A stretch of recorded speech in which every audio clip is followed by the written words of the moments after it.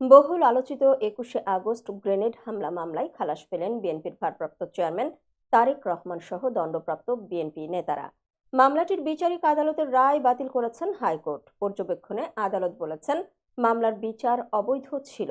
আজ রোববার এই মামলার ডেথ প্রেফারেন্স, মৃত্যুদণ্ডাদেশ অনুমোদন ও আপিলের ওপর শুনানিতে বিচারপতি AK আসাদুজ্জামান ও বিচারপতি সৈয়দ এনায়েত হোসেনের হাইকোর্ট বেঞ্চ এ রায় ঘোষণা করেন।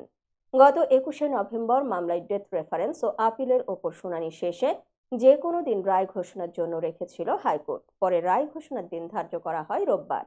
এর আগে ৩১শে অক্টোবর বহুল আলোচিত ২১শে আগস্ট গ্রেনেড হামলা মামলার ডেথ রেফারেন্স ও আপিল শুনানি শুরু হয়।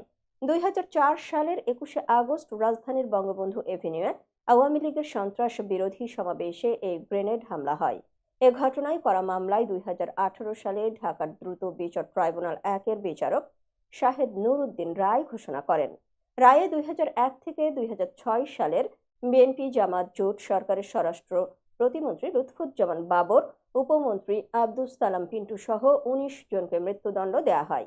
মৃত্যুদণ্ডপ্রাপ্ত আসামিদের মধ্যে ব্রিগেডিয়ার জেনারেল আব্দুর রহিম ও আসামি শেখ আব্দুস সালাম ২০২১ সালে চিকিৎসাধীন অবস্থায় মারা যান।